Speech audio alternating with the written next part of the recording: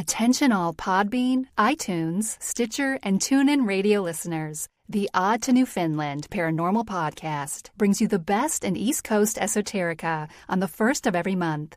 Together, we can keep it growing by sharing the show on social media, subscribing to the show wherever you may be listening to it from, and by leaving feedback about your favorite episodes. John certainly needs a friend like you to help make his dreams come true, minus the alien abduction dreams. That is not cool at all. The Odd to Newfoundland Paranormal Podcast. Always available, always free, always odd.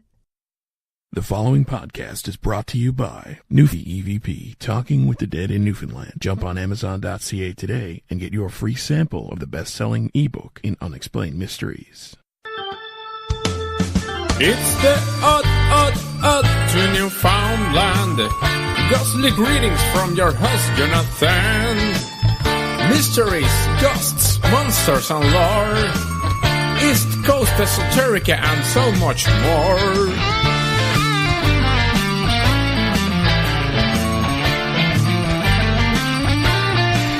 If it's odd to you, friend, it's on the Odd to Newfoundland.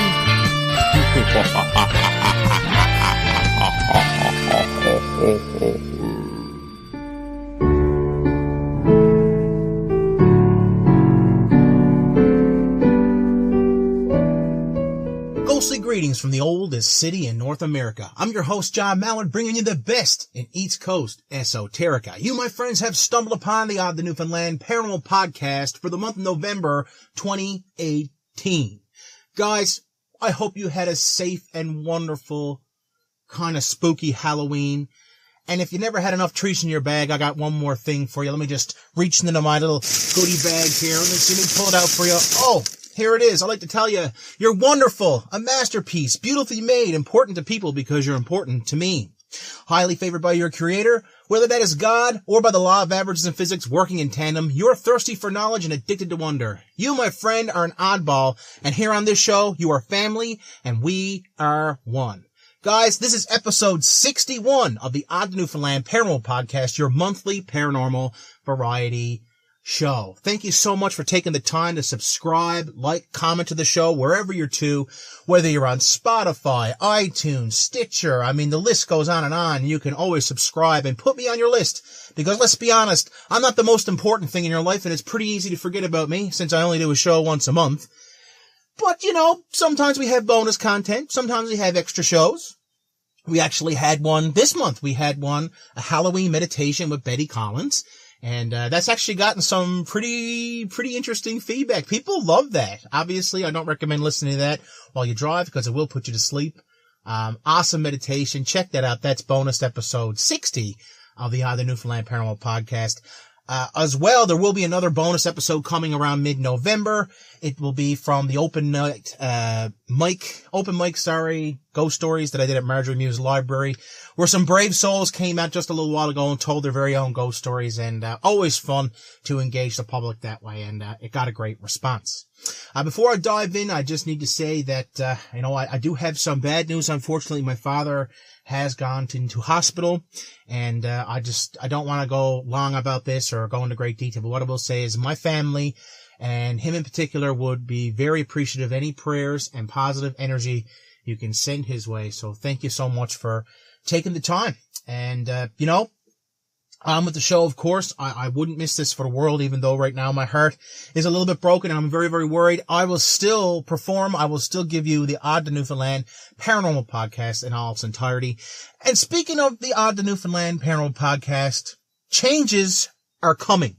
Where Stewie Griffin would say, treachery's afoot. Guys, some changes are coming to the show, much needed ones. We've decided to scrap the MUFON Minute, but fear not, Dr. Lair will now have her own, actual part of the show. Now her own, I like to think the MUFON Minute was great, but it needed to be changed up a little bit. A breath of fresh air, if you will. She has her own segment now that is just such a beautiful reflection of her personality, which is weird science, that we're going to call Dr. Lair's Lair. And I think you guys are going to really, really like this. It's going to debut right here on this episode a little later in the show. Of course, we'll still have Betty Collins doing her Wisdom of the Oracle. That'll be coming up as well. Another thing we're also going to be scrapping is oddities. The reason why I'm getting rid of oddities is because I feel like Laura's segment is kind of going to cover that stuff. And I kind of cover that stuff in the paranormal news anyway. So there you go. So long, MUFON Minute. So long, oddities. Hello, paranormal news. Dr. Laura's Lair. Wisdom from the Oracle. And of course, a special guest every single month. Guys, trust me on this. Give the show a chance. I think you're going to like the changes we made. And, you know, it's nice to freshen things up every now and then. I guess you're sick to death of hearing about Halloween. The 2 spooky, scary episodes I put out, Demons and Familiars, as well as The Devil is Real, were very, very popular. They've garnered a lot of hits, but reality of it is, this is November 1st. It's time to move on. And when I think of November, I think of, you know, Remembrance Day. We're getting into that Christmas season starting to come upon us. And, what better way to, you know, acknowledge people than to actually give you guys some military stuff tonight. And, you know, that'll be coming in Dr. Laura's Lair. So stay tuned. I think you're going to really enjoy it. Now, I would like to dig in with the Newfoundland Paranormal Podcast news for the month of 2018. And, you know, as you all know, Halloween is come and gone. It's time to dig in and see what happened during the crazy month of October. And the first thing that was actually brought up and brought to the forefront, in my mind, according to a new paper, a thriving extraterrestrial world could be predominantly purple rather than green. So, like, when I think of green, you know, I think of the classic green aliens. Don't blame me. I voted for Kodos. But, I mean, reality of it is, apparently they're all looking a little bit more like, well, Thanos. You should have gone for the head. I had this idea where I'd play Thanos' little part there, and after he snaps his finger, just be completely silent for the next, 40 minutes and see if people realize. When it comes to imagining what life on other worlds may be like, it's easy to get caught up in picturing a world not dissimilar to our own, with land masses swathed in green trees and grass. But what if extraterrestrial life was a color other than green? How would an alien world actually look like? In a recent study, 2 scientists attempted to answer this question by looking back into our own planet's distant past to a time when life on Earth may have exhibited a distinctively purple tinge. The organisms responsible for this, which may have thrived very early on in Earth's history, capture solar energy with a molecule called retinol.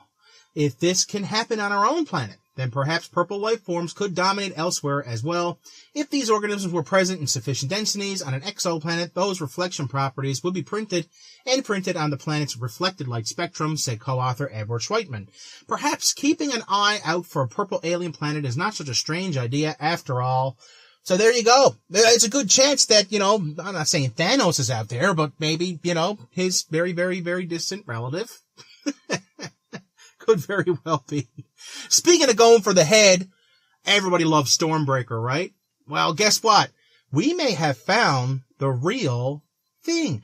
A rare Thor's hammer amulet has been found in where else but Iceland.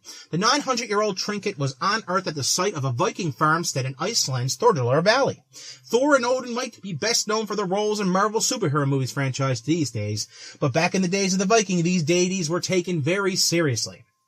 One notable example of their importance to the people of the time, a very rare Viking-era pendant shaped like Thor's legendary hammer, Mjolnir, was recently unearthed at a farmstead in Iceland. Ash and burnt bones, as well as wellstones and soapstone pots, were also found at the site. The artifacts have since been sent to Reykjavik for further study, and all I can say about that is, have at thee! Man. I'm telling you, you're going to blink your eyes, it's going to be Christmas, then it'll be Valentine's Day, and before you know it, it'll be Easter again. But guess what? We must talk about Easter for a second. When I think about Easter, I think about the Easter Bunny. And for some strange reason, the theme song from Dexter, as I read my next article, because there's a serial rabbit killer on the loose in France. French authorities have been hunting for a mystery killer who has so far slaughtered more than 100 pet rabbits. The culprit, who is believed to be male, has been sneaking into gardens, breaking into rabbit hutches, and killing animals either by stomping on them or by cutting them with a bladed instrument. In some cases, he has even returned to the same garden multiple times to finish the job. Authorities have noted that the culprit seems to be specifically targeting rabbits as, in some cases, other animals such as geese or chickens in the same garden have been left unscathed. The attacks began back in March and eased off for a while in August before resuming in earnest. It's hard to think it would be someone from the village, one of the authorities said. I really can't think of anyone here who would do such things. But, of course, authorities believe that the killer must have good local knowledge to have been able to so effectively locate all the rabbit hutches in the area. He also has been working to reassure residents that everything possible is being done to catch the person responsible. They're afraid they might bump into him, honestly, one of the bystanders said. And I mean, somebody's got to say it. I think I've got the murderer pinned. I think I know who did this. I think I know who's responsible. What do you guys think? Do you think it might be this guy? Be very, very quiet. I'm hunting wabbits. Yeah. Wascally wabbit. Listen, October was no slouch when it came to weird stuff. Scientists have captured audio of the Antarctic shelf singing, and it sounds decidedly eerie. The low-frequency sounds, which have to be sped up for humans to hear them, are the vibrations caused by the wind as it blows across the snow dunes. The sound has actually been there and occurs constantly. The only difference now is that the scientists have found a way to record it and make it audible. It's kind of like you're blowing a flute constantly, said geophysicist Julian Chaput. The audio was captured using sensitive sensors buried 2 meters beneath the ice. Scientists are hoping that the sounds could help them to monitor the collapse of the ice shelf. An example recording of the phenomena can be heard.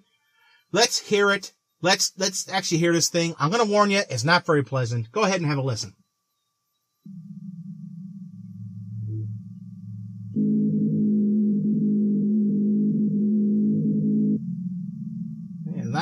Not very pleasant. Ugh. Kind of sounds like an Atari thing. Oh. Isn't it just majestic? Good God, it sounds like Antarctica's got constipated or something. And that's not the only thing to come out of Antarctica that was weird this month. Honest to God, Antarctica, you are the oddest place on the planet this month. A geometric piece of ice was photographed by NASA off Antarctica's Larsen C ice shelf, and it's just, it's perfectly square. It's absolutely baffling. The photograph, which was posted up on Twitter this week, was taken as part of Operation Icebridge, an ongoing airborne NASA mission that aims to monitor changes in the polar ice caps. Social media users were quick to pick up on the iceberg's impossibly perfect edges and smooth, featureless surfaces, a stark contrast to the chaotic shapes and sizes of other icebergs. According to ice scientist Kelly Brunt, however, it likely formed through a relatively common process. I just said icebergs. We are Borg. Put us in your whiskey. We get 2 types of icebergs, she told Live Science. We get the type that everyone can envision in their head that sank the Titanic, and they look like prisms of triangles at the surface, and they have a crazy subsurface. And then you have what are called tabular icebergs, like this anomaly. The latter can be very flat and geometric, and typically split from the edges of ice sheets through a process that is not dissimilar to the fingernail growing too long and breaking off at the end. Despite appearances, the iceberg in the photograph is actually several miles across, and most of it is submerged under the water. The part you can't see is likely to be shaped much like a regular iceberg, I would imagine. Also, despite its flat surface, the iceberg is probably quite fragile and would break if you walked onto it. Guys, once again, I've got to say this. If there's a serial killer for rabbits, obviously it's Elmer Fudd. And if there's treachery afoot and crazy stuff going on in Antarctica that has anything to do with or snow and ice, there's only one person responsible, and we all know who she is.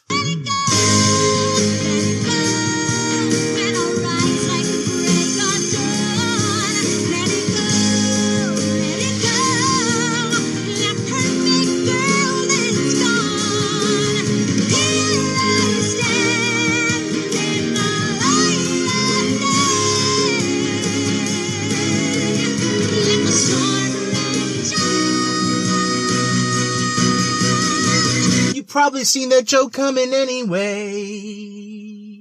Alright, one last little spooky story for you guys before we go ahead and jump into our brand new segment with Laura. CCTV video sparks ghost rumors about a restaurant. Footage recorded in an Albuquerque branch of Dion's show's kitchen equipment moving all on its own. The strange incident, which was detailed in a posting on the restaurant chain's Facebook page this week, appears to have been captured on CCTV at a time when nobody else, go figure, was in the building. In the video, a metallic shelf or cover was sitting on top of the kitchen counters and can be seen suddenly moving sideways on the floor, seemingly without intervention. You guys have got to see this video. Spooky surveillance video sparks ghost rumors. And, this news anchor does a really good job, so I'm going to let her have a say. Surveillance video has many people wondering, was there a ghost at an Albuquerque Dion's? Let's take a closer look. The restaurant posted this Facebook video of its store on Morse and Montgomery. They say, look closely. We think one of our stores is haunted. It appears something falls from a counter with no one nearby. Many people have weighed in on social media saying a ghost was probably just looking for some of that famous Dion's ranch. We had alien life being purple, pretty cool. We had a very rare, unearthed Mjolnir. Yeah, Thor's hammer amulet, which was super cool. A serial rabbit killer, just picture Bugs Bunny with the Dexter theme going on in the background. We have Elsa just performing all kinds of magic in Antarctica, apparently. And we have this new ghost story. This ghost apparently was starved to death and going to this restaurant. Guys, all of these stories have been odd to Newfoundland. And welcome to Dr. Thor's lair. Power on. Uh-oh.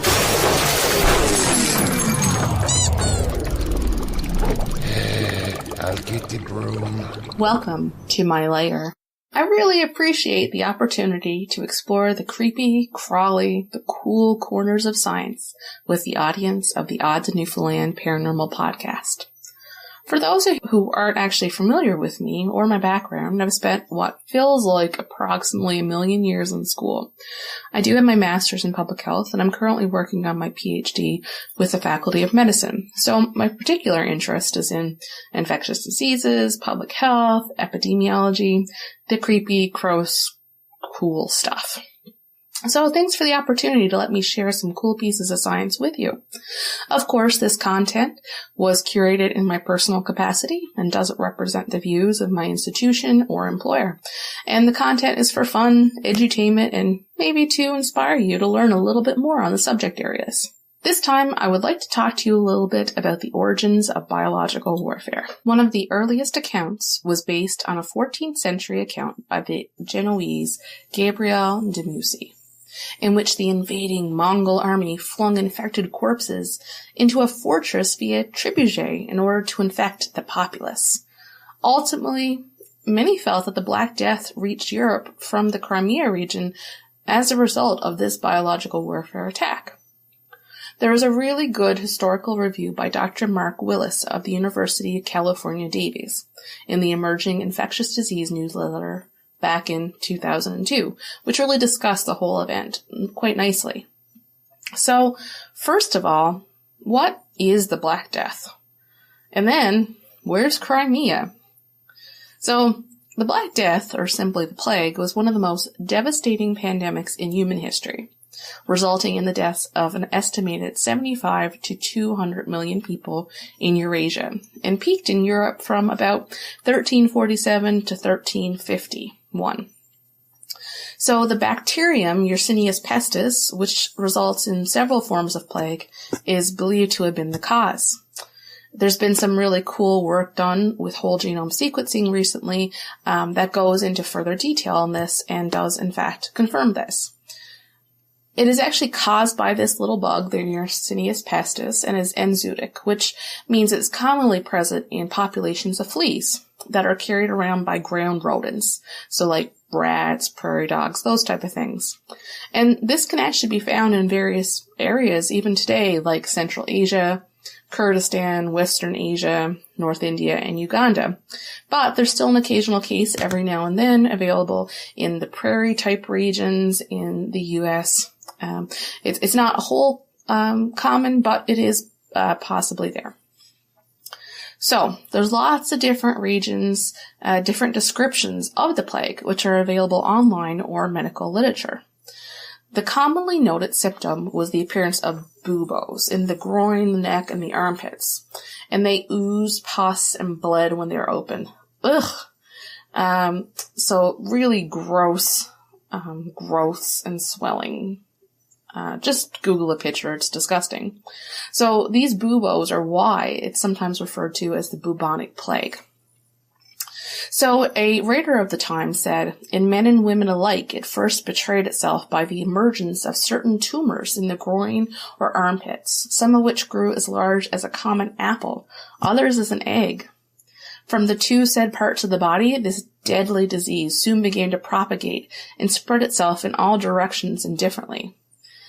After which the form of the malady began to change, black spots or livid making their appearance in many cases on the arms or the thigh or elsewhere, now few and large, now minute and numerous. As these had been, and still, were an infallible token of approaching death, such also as were the spots on whomever they showed themselves.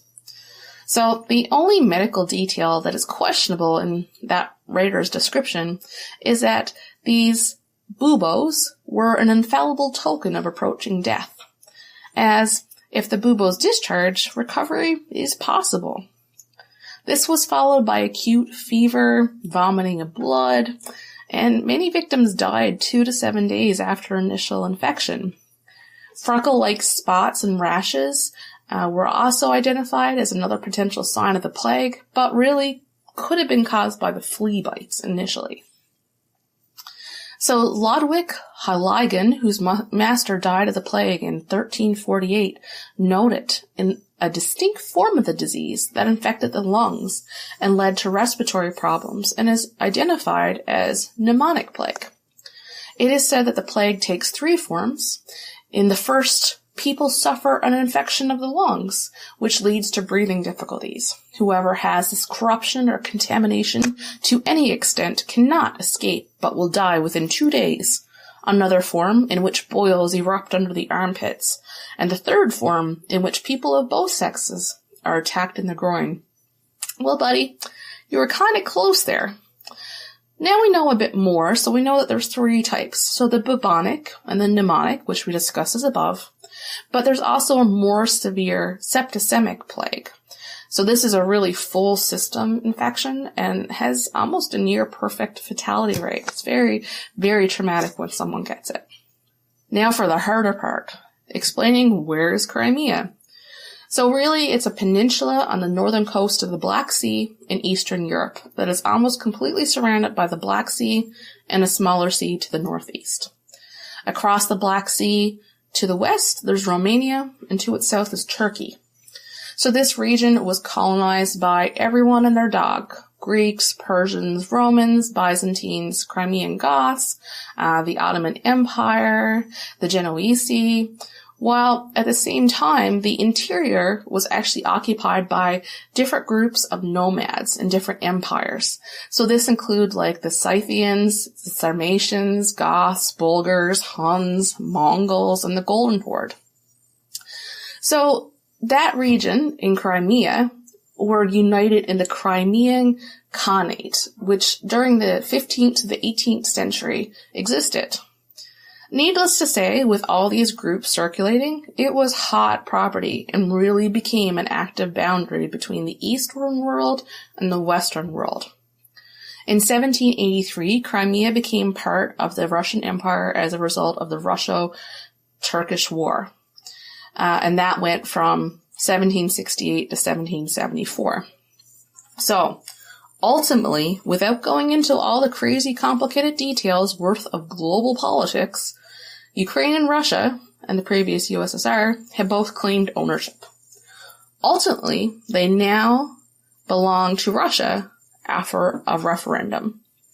So while Russia and 10 other UN states recognize Crimea as part of the Russian Federation, Ukraine continues to claim Crimea as an integral part of its territory.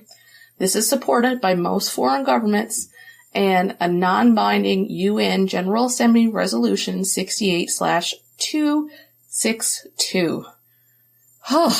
So, Black Death was far easier to explain. Crimea is very complicated, but I think now we have a general idea where it's to. So, back to the bioterrorism. Dr. Wheelis states that this is not one of the great historical interests, but also relevant to current efforts to evaluate the threat of military or terrorist use of biological weapons. Based on published translations of the de Musy manuscript, other 14th century accounts of the Black Death, and other secondary scholarly literature, he was able to conclude that the claim that biological warfare was used at Kaffa in Crimea is plausible and provides the best explanation of entry of the plague into the city. The tactics used were certainly within the technical capabilities of besieging armies at the time, and it's consistent with medieval notions of disease causality, which is truly a treat for a different day. I mean, there should also be some consideration that rodents from the military encampments may have also found their way into the city. However, this is less likely given what is historically known about military encampments at the time, and also nesting habits of our furry little friends. Ultimately, we know that infected cadavers hurled into the city could have easily transmitted plague. Contact with infected material is a known mechanism of transmission. For instance, among 284 cases of plague in the U.S. from the years 1970 to 1995, for which a mechanism of transmission could be reasonably inferred, 20% were thought to be actually by direct contact, so this checks out. According to Wheelis, such transmission would have been especially likely at Kaffa, where cadavers would have been probably badly mauled by being hurled, and many of the defenders probably had cuts or abraded hands from coping with the bombardment. It wasn't a great, clean situation. So very large numbers of these cadavers were possibly involved, greatly increasing the opportunity for disease transmission. Since disposal of the bodies of victims in a major outbreak of lethal disease is always a problem, the Mongol forces may have used their hurling machines as a solution to their mortuary problem, in which case many thousands of cadavers could have been involved. De Musy's description of, quote, mountains of dead might have been quite literally true. Based on published translations of the de Musy manuscript, other 14th century accounts of the Black Death, and these other secondary scholarly literature, Wheelis confirms that the claim that the biological warfare was used at Kaffa is plausible and does provide the best explanation of the plague into the city. As such, this appears to be one of the first biological attacks recorded, and among the most successful of all time. The theory is consistent that the technology of the times and the contemporary notions of disease causation. However, he does bring up that the entry of plague into Europe from Crimea likely occurred independent of this initial event. This early act of biological warfare, if such it were, appears to have been spectacularly successful in producing casualties, although of very limited strategic importance. The city never left Italian hands, and the Mongols abandoned the siege. Maritime commerce probably continued throughout this period from other Crimean ports. Overland caravan routes to the Middle East were uninfected. Thus, refugees from Kaffa would most likely have constituted only one of many streams of infected ships and caravans leaving the region. So, the siege at Kaffa, for all of its dramatic appeal, probably had no more than anecdotal importance to the greater spread of the plague, a macabre incident in terrifying times. We know now of many historic and current horrific examples of bioterrorism and the use of biological weapons. This has been sadly so established that we take great precautions now and even have a whole field of biosafety and security to ensure the safe use, storage, and manipulations of said pathogens. Well, that's it for this time. I gotta head back to the lab to get back to work. So, Igor, come on, we need to go. I need your help. Oh, put the cat down. Here, kitty.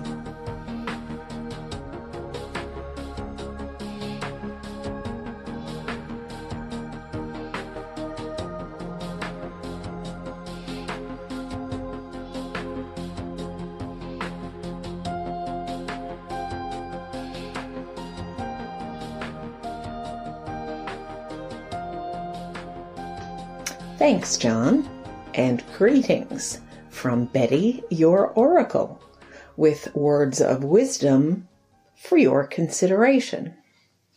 Today's topic is November the 11th, Remembrance Day.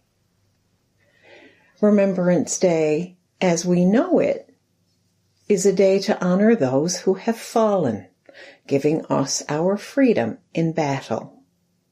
But what about those who are still with us? What about our troops who keep peace all over the world every day? The people who go to other countries to help rebuild cities and indeed whole countries?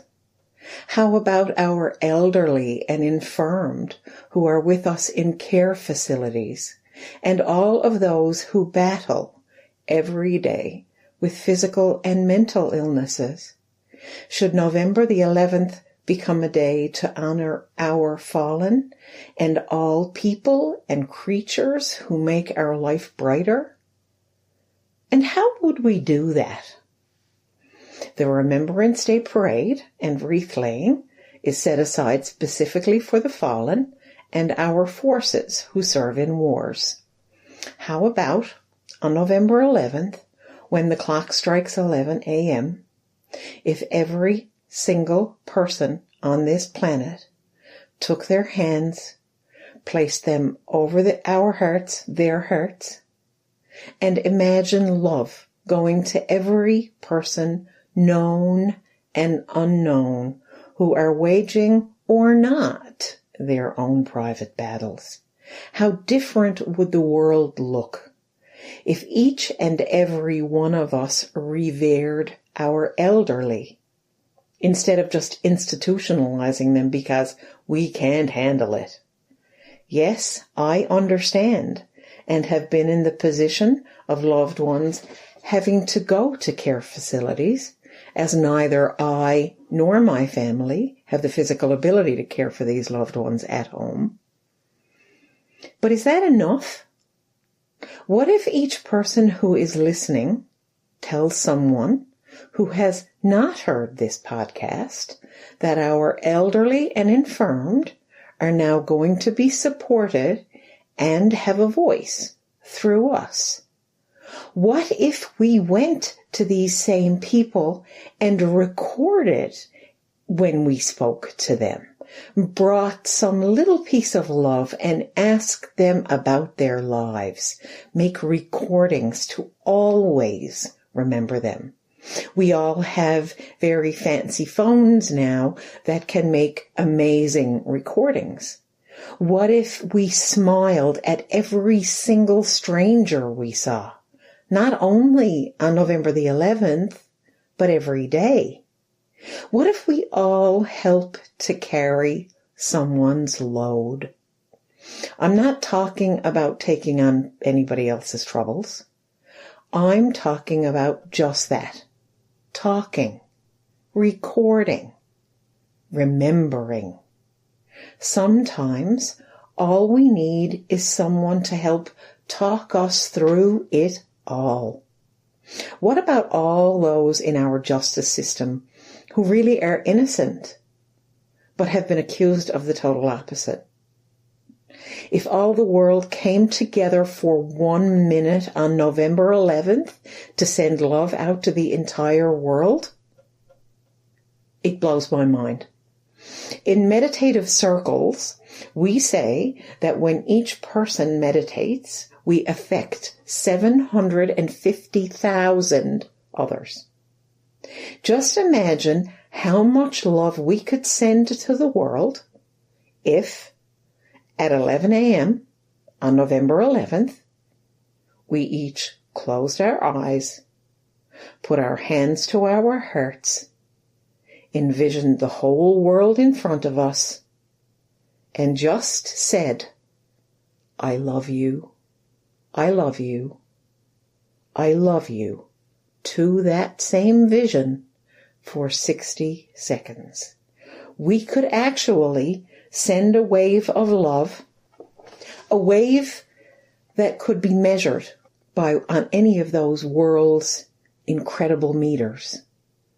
a wave of love so deep that every organism on the planet could feel it.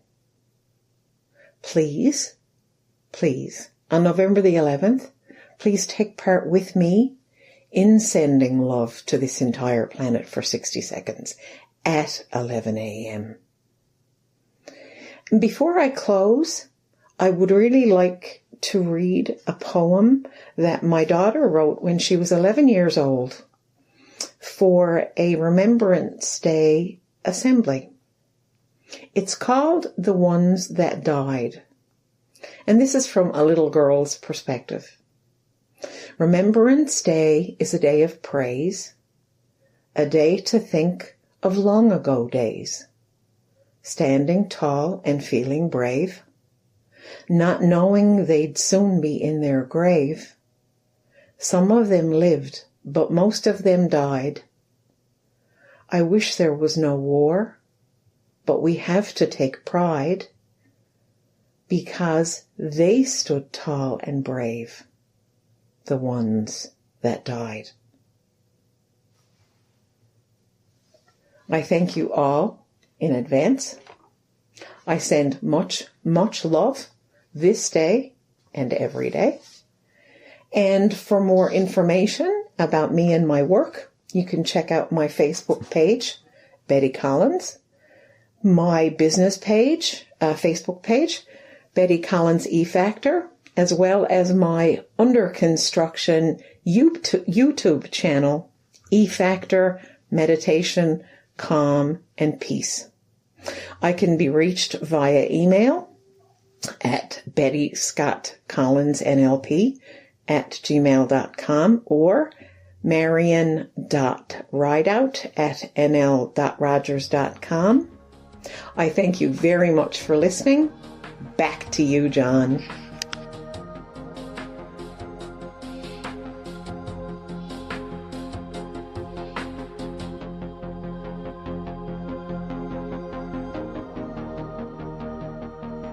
Attention all Podbean, iTunes, Stitcher, and TuneIn radio listeners. The Odd to Newfoundland Paranormal Podcast brings you the best in East Coast esoterica on the first of every month. Together, we can keep it growing by sharing the show on social media, subscribing to the show wherever you may be listening to it from, and by leaving feedback about your favorite episodes. John certainly needs a friend like you to help make his dreams come true, minus the alien abduction dreams. That is not cool at all. The Odd to Newfoundland Paranormal Podcast. Always available, always free, always odd. Hey guys, welcome back to the Odd to Newfoundland Paranormal Podcast. We are now back with our guest for this month, and, you know, kind of makes you want to go to Vegas, just reading up on this guy and all the things he's a part of. Have you ever heard of this? The Applied Precognition Project. Okay, so if you have heard about this, you're going to be really excited, because you're going to be really excited that our guest tonight is actually one of the founding members of this. But anyway, the mission Precognition Project, the mission is to publicly explore. That means out in the open, okay? No more behind closed doors. Research and apply logic and intuition / emotion to predict, get this, future event outcomes. I'm going to say that again. Future event outcomes, enabling participants to evolve personally while contributing to the elevation of global consciousness. To some of us, that doesn't make a whole lot of sense, but to me, that makes great sense, because I'm into the paranormal, I'm into the wild, I'm into the different. But is it possible for us to predict future outcomes? Is it possible for us to share information without actually opening our mouths? Is there something to remote viewing? Well, I'm just absolutely blessed to have this guest tonight. He's a firm believer, okay, that there's life after death based on his work with precognition and retrocausality that comes from his quote-unquote soul that lives forever outside of space-time. You know, how can I not have this guy on my podcast? Ladies and gentlemen, one of the founding members of APP, Applied Precognition Project, Mr. Marty Rosenblatt. Marty, how are you tonight? I'm doing well, and thank you for that intro, John. Oh, you know, I got really excited. I can't help myself. When I know there's somebody out there who's dumping so much time and research into, a mostly taboo subject. And just thanks so much for coming on. I know the fans of this podcast are going to absolutely love this. I got to ask, Marty, where did this even start? Like, my goodness gracious, so many years of research. Where did this all begin for you? Well, I guess you can even say as a young kid, I was really into science fiction. And science fiction writers often would talk about these weird things like precognition. And it always was just attractive to me, the idea that could you really get information from the future? No, they must be all lying. You'd hear all these stories. And then when I became a working scientist, I had contacts with the Defense Intelligence Agency, and I went to them with this article that was done by the guys at Stanford Research Institute, where they did a scientific study on remote viewing. In fact, they invented the name. This was in the early 1970s. They invented the name remote viewing because they couldn't call it psychic phenomenon. You couldn't be working on psychic phenomenon in the government. That's probably still true, except for, who knows, some programs.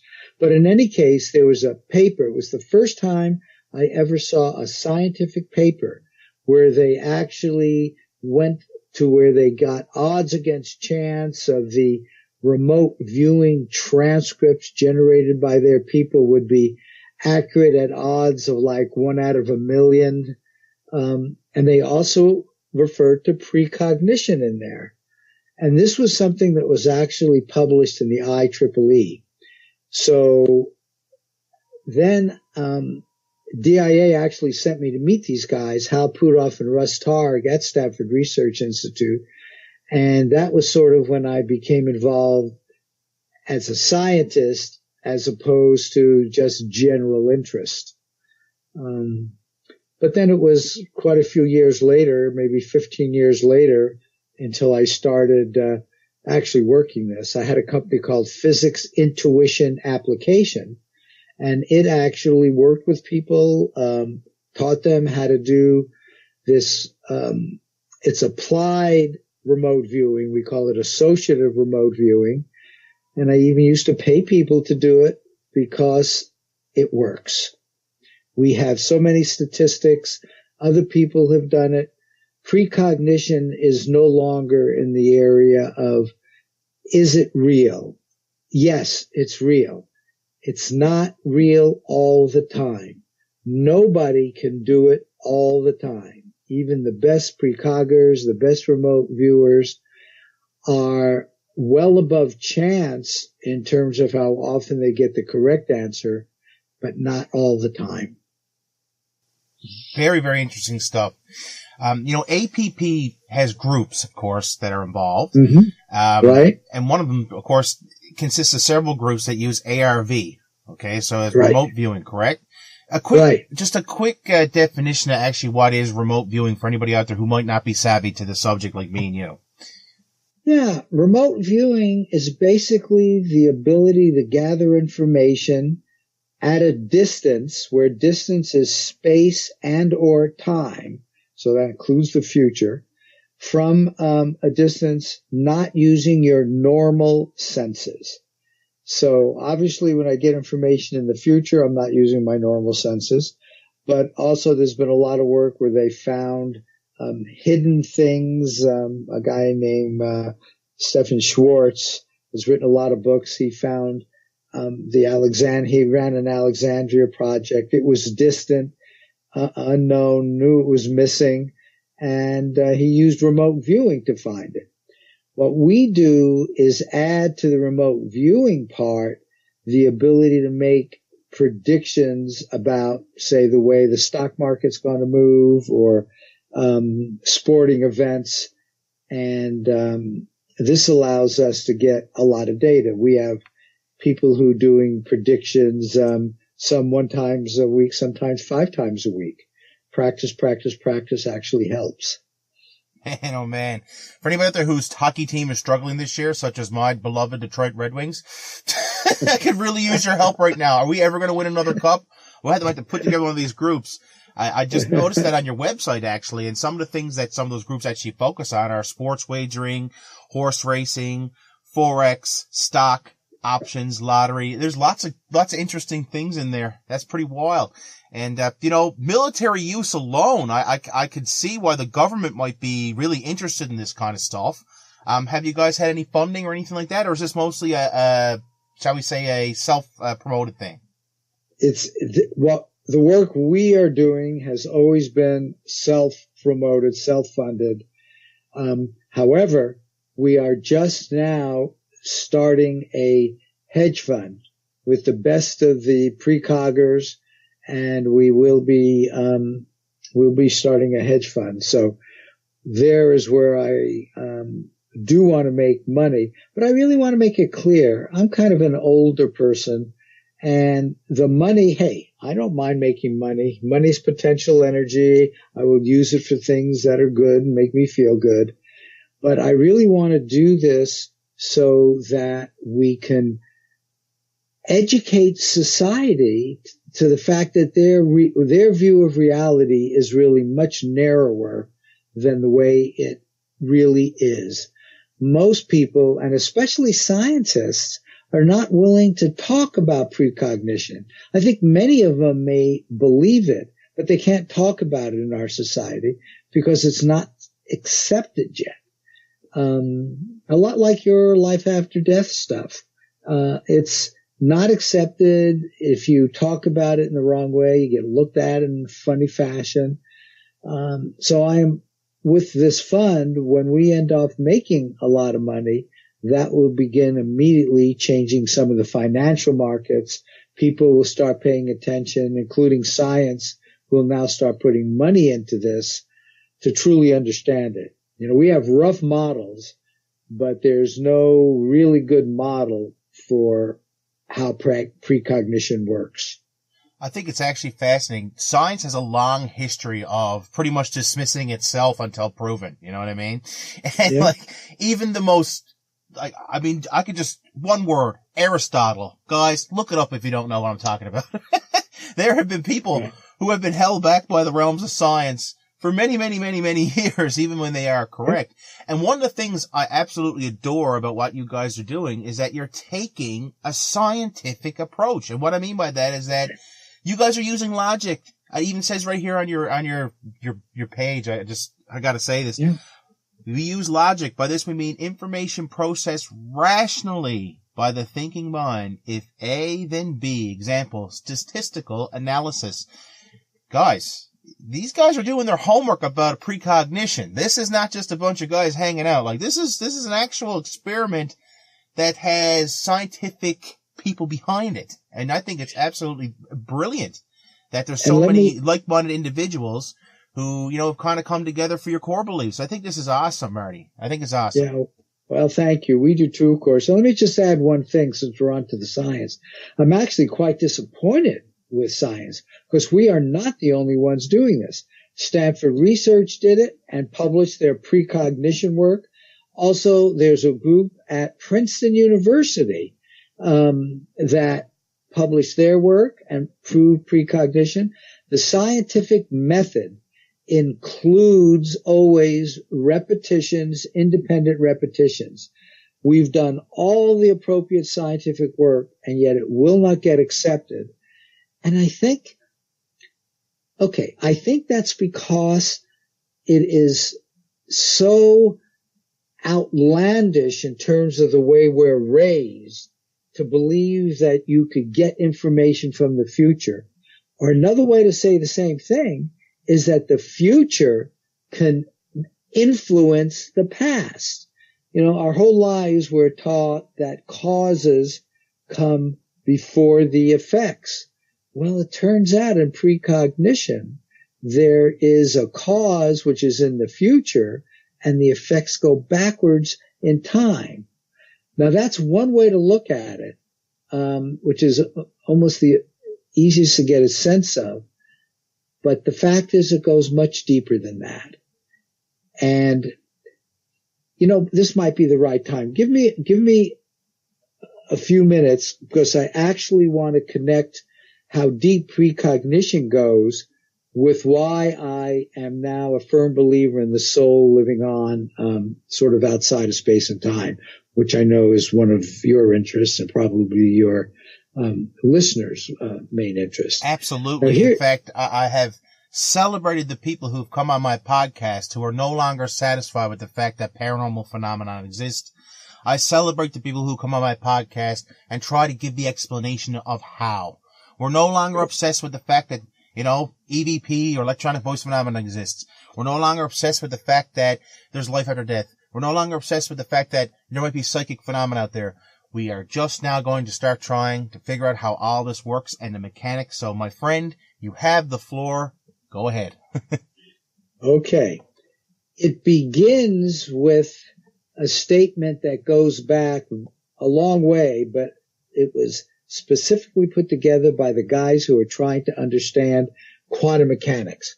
Quantum mechanics is a strange kind of physics that you can't really understand it because something special happens when you consciously try to measure something. And before then, it has nothing but a probability distribution, sort of like just raw information. Then you measure it and it's in physical space. The thing they came up with is consciousness is fundamental. Okay? There's nothing behind consciousness. You can't use anything else to explain consciousness.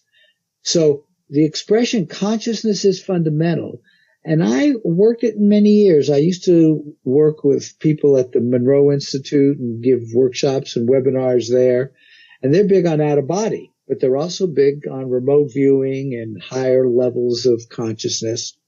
But through there and then continuing over the years, I took this idea and it now seems to explain so much. So if you consider a universe of collective consciousness, so I've now taken the fact that consciousness is fundamental, and what do I mean by the fundamental aspect of consciousness is this now moment? Just take a second for that. What you really know for sure is this now moment. I don't know if you can hear me tapping. I'm tapping on my desk. Mm-hmm.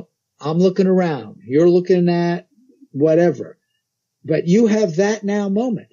That now moment is sort of like the fundamental makeup of this universe of collective consciousness.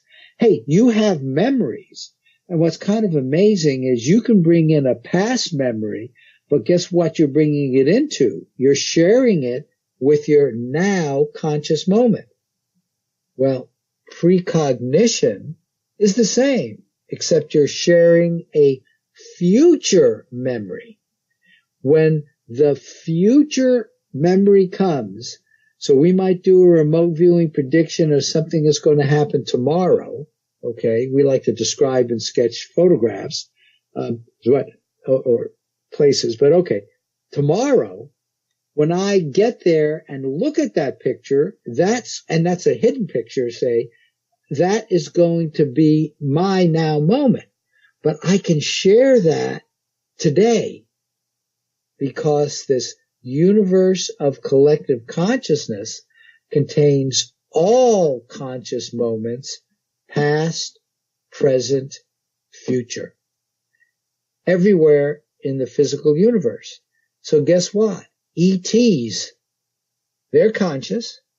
Your dog is conscious. There are people out there that communicate with their dogs. Telepathy is an easy one because somebody else is conscious who's across the planet, but you're both having your conscious moments that are connected through this universe of collective consciousness.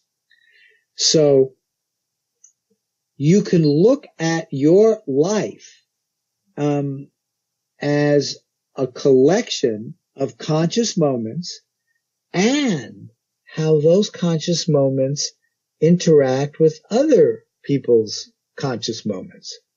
Now,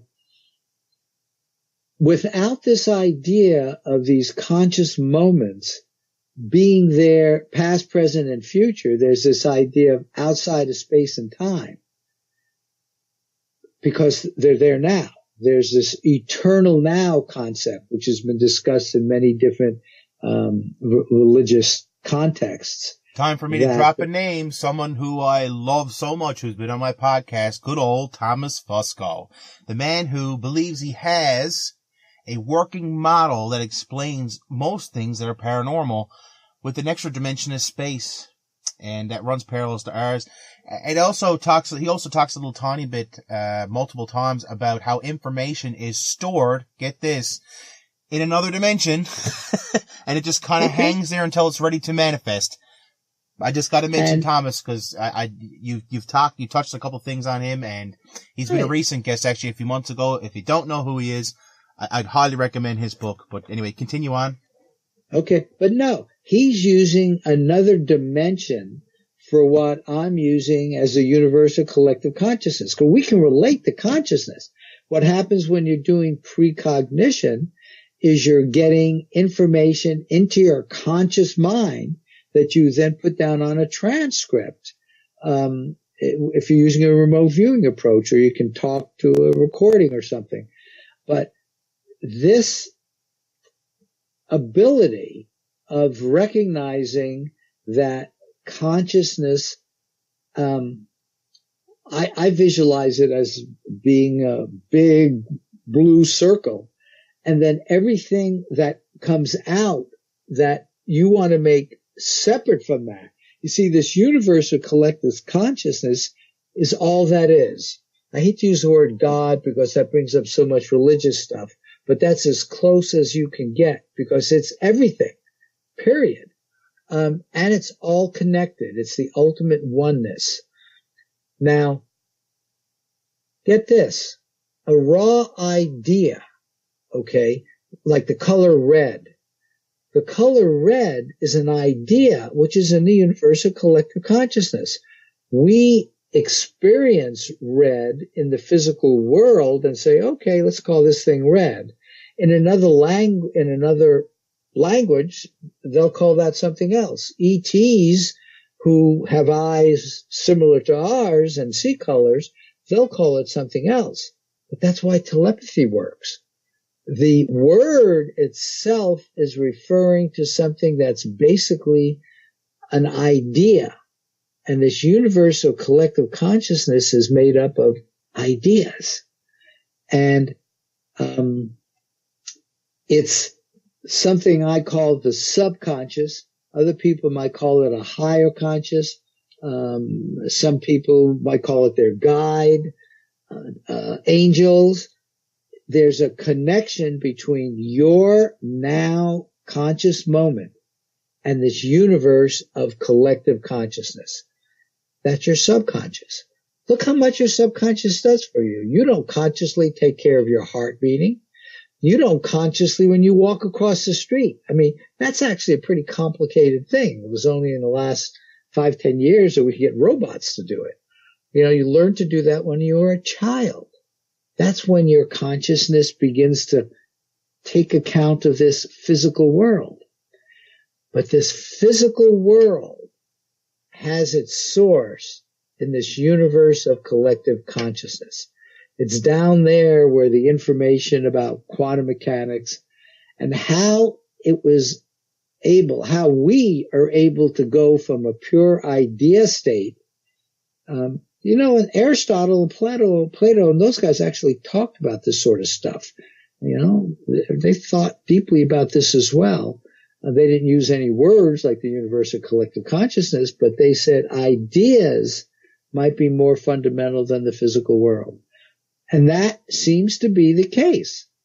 So, I know it's not my intellect that's doing that.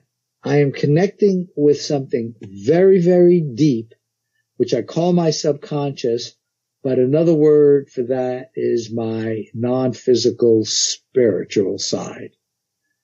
That's what was there before I came into the physical world, and it's with me now because it does the precognition. It's certainly not my ego intellect. and then it will be with me when I pass from the physical world back to this spirit-like universe of collective consciousness. And I suspect I'm going to be consciously doing stuff in there as well, and I'll remember this life. And I'll be entangled with all kinds of other things. Some people call them other lives. I don't know. But what I do know, and this only came out of this work, is that we are so much deeper than we normally acknowledge, that it's ridiculous.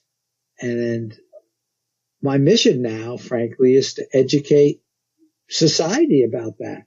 Imagine a society where you had the physical magnificence of the intellect. There's nothing wrong with the intellect. The intellect's terrific. Logic's terrific. You know, got us to the moon. It's just rather terrific. Now imagine that connected with the depth associated with consciousness itself, which is really even more fundamental than the physical world. One of the wonderful things about the Applied Precognition Project is this website, guys. www.appliedprecog.com. That's APPLIEDPRECOG.com. AppliedPrecog.com. You guys got to check out this website. It's beautifully done. You can't miss the gigantic Pegasus. It's right on the front of there, which is their kind of like their mascot, so to speak. So, you know, I got to ask about the Pegasus now. Marty, talk to me a little tiny bit about the Pegasus. Why did you guys choose the Pegasus? Oh, it's a wonderful symbol for flying. In fact, let me go to the website. There was a wonderful poem we found associated with it, which is on the website. Yes, I got it here. Allow me to read it for you. The author's unknown. Why don't you read it? I will read your Pegasus poem. I got to do this because, you know, this is the Odd Newfoundland, and I tend to pick up the oddest parts of your work. Is what I do. No, Through time clouds I fly to days gone by. Physical, limited, are all left behind. The future and past all in my grasp, for Pegasus shows me the keys in my mind. Horse of poetry, light, inspirational height. Your companion I'll be, new lands shall I see. Nice. Yeah. And the whole thing, Pegasus, is mysterious enough. And I want you, and I'm sure you noticed it, but notice Pegasus's eye is a symbol psi. Yes. And psi not only psi is another synonym for like psychic, paranormal, I suppose. I don't like the word paranormal because all of this is quite normal, thank you. But it's also, psi is also the symbol used universally in quantum mechanics for these probabilistic possible states before they come into consciousness. And that's the universe of collective consciousness contains all of that stuff. And we get to play out just one of them that comes into our consciousness one at a time. Comes into my consciousness, comes into your consciousness, but we're all connected through this UCC, the Universe of Collective Consciousness. It's kind of remarkable, actually. It's amazing. Another thing that I find remarkable as well is that you guys actually have some really nice examples on the website of RV and ARV. But you know, I gotta think that the man behind this has probably seen some very staggering, just shocking. I can't really say shocking though, because to you I know this is second nature. But I bet you've got some pretty amazing examples of remote viewing that you have documented over the years. And I think it'd be a real treat to get to the meat and potatoes of what you do. Kind of lift the curtain, shall we say, of what's in front of APP. Marty, can you tell us maybe one or two anecdotes of some of just the most incredible examples of, remote viewing that you have seen and you feel are really the real deal? Well, we give conferences and workshops twice a year. Last June, and this was in Las Vegas, there's a newbie. You know, we've all heard of beginner's luck. With precognition, and this is on our website someplace, we have all, as you said, all kinds of examples So many of them are ridiculous, but they're all precognitive. This guy, a brand newbie, his wife had to drag him here. He really did not want to come. Okay, but she dragged him. He came. His very first session, and we did binary, and we wager on over under just because it's like a 50-50 chance. And we are supposed to choose the photograph you're going to be shown after the game. So you describe it before the game, and there are two choices, one for over, one for under. And over, under, there's a line set by the sports book guys, which is the total score. He drew a transcript, had a train on it. It was only after his transcript and we had about 60 people there, 50, 60 people there. They all drew their transcripts as well. Only after the transcripts were drawn, we then randomly had someone from the audience randomly choose an envelope. And in that envelope were two pictures. One was of this train with the grading the train has, a track. I don't even remember what the other one was, but several people got the train. He nailed it so much it was kind of amazing. So already it was precognitive, because it wasn't just a train, it was like that train. There were some very specific things on that train. So it was precognitive in that was chosen randomly, but then that turned out to be what we call the side. It was actually associated with over and over one. So that's one example. Let me give you another example and that's precognition, okay? Another, when you talk about a remarkable example, another one was done in the military. It wasn't exactly precognition, but close, because everybody was blind to it. The CIA, this was done by Joe McMonagle, who's probably the best remote viewer in the world. So he worked in the military for, 20 years or something like that.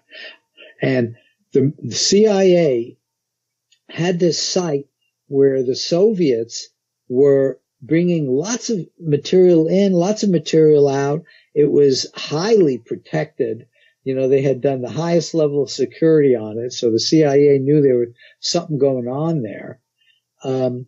And so as a last resort, they go to remote viewing. There are a lot of people who just still don't accept this. And in the agencies, there were plenty of skeptics. They give this to Joe McMonagle. He comes back and says they are building the biggest submarine I've ever seen. They had their previous one next to it, and it was much, much larger than that submarine. He drew some sketches of it. The CIA thought he was crazy. He actually got angry at them and says, well, they're going to launch this thing on such and such a date, give or take.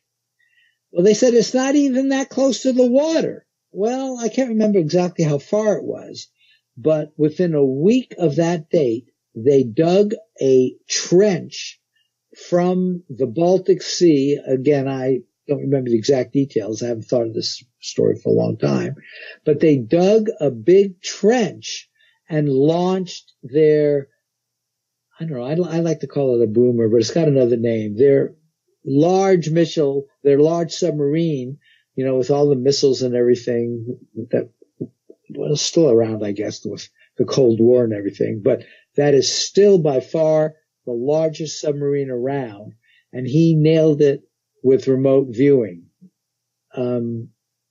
Period.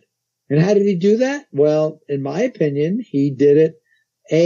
There were conscious people who were working on it in there, so they put information down in the universe of collective consciousness. Plus, imagine all the excitement when it was actually lost. The CIA actually had a satellite overhead, so they were able to watch the launch. Anyway, that's another rather fantastic story, and there are literally thousands of them like that. Plus, if you come to our website, appliedprecog.com, we have a whole tab there that's called RV, ARV examples. So And it'll be very easy to get lost in those examples. They're really, really cool. Some of them are actually just, wow. Like, it just blows your mind at how they were done. And the fact that this was done in a controlled environment, it gives me hope to know that there's people out there who are doing all the right things when it comes to, well, more taboo subjects. 2 side notes. Number 1, guys, the website you want to check Marty's wonderful work on and a lot of other people's wonderful work on is, once again, www.appliedprecog.com. Second side note is, those submarines you were talking about, I'm pretty sure they're called ballistic missile submarines. They're gigantic, and they're massive. Absolutely massive submarines. Okay. Yeah. Marty, thank you so very, very much for coming on the Odd to Newfoundland Paranormal Podcast. I think what you're doing is just fantastic. I know the people out there who are to jump on there and become a supporter of what you do. Lots of people listen to my podcast. You know, get this. You guys could even take, part in these experiments in a way. Because I noticed there's this thing called Become a Paid Precogger. So what is all this about, Marty? I got to ask you. We got to do a little bit of business here for you. Help you support your work. Okay, that would be really good. Yeah. Actually, they can become an active member and become part of groups and learn how to do this. Because we give all kinds of webinars. There are a bunch of free past webinars on there. That's one of the tabs for free. If they come here, there's a place where they can contact us. And it's very obvious how to become a member. Once you contact us, you ask to become a member, you're a free member. If you want to become a paid member, then you can join more than one group. So you can do multiple predictions in a week rather than just one. Also, we have this series, which has now become quite well known. We call it a Talk With series, but it's also video. We use Zoom, and we have some of the top people in the field talk. This Joe McMonagle I was talking about, he comes. Dean Radin, who wrote the book, The Conscious Universe. And we have psychics on. We have people who do psychokinesis on, and they give 2-hour or so talks with our Talk With series. There you do have to become a paid member. And let me just throw out one last thing, because I do hope not only will they come here, but they'll play with it and actually join one of the groups. One of the things which is pretty amazing, like this beginner luck guy who is now still with us and doing well, most people don't know if they're precognitive or not. They just never thought that way, though some of you may have. Here's a way to not only find out, but we keep statistics on each individual viewer. And if you become good enough on our 50-50 proposition things, if you get up to like 65% for 25 or so predictions, that becomes statistically significant, we'll put you into a Precog Pro program where you can actually earn money. Eventually, if I look to the paradigm shift when precognition, life after death, all of that becomes common, we're accepting that, there are going to be precoggers out there who are going to be making their living doing predictions on financial instruments, doing predictions on, what's the next best business to go into for venture capitalists. It's going to be a very different world. And frankly, we're looking for people who have precog talent. There you have it, folks. Do you think you got what it takes to be a precogger? Check it out at appliedprecog.com. Marty Rosenblatt, thank you so very much for being a guest on the Odd to Newfoundland Paranormal Podcast. Truly my pleasure, John. Well, the time to say goodbye is upon us. But don't worry, you can keep track of the Odd to Newfoundland Paranormal Podcast very easily. It's available on Stitcher, iTunes, Podbean, and TuneIn Radio. Just look for the Odd to Newfoundland Paranormal Podcast banner. Of course, if you'd like to keep up to date, you can always check out the Odd to Newfoundland Paranormal Podcast Facebook page, drop a like, and every single time a new show goes up, you'll be notified. You can also follow me, John Mallard, on Twitter at ODDTONFLD. That's Odd to Newfoundland.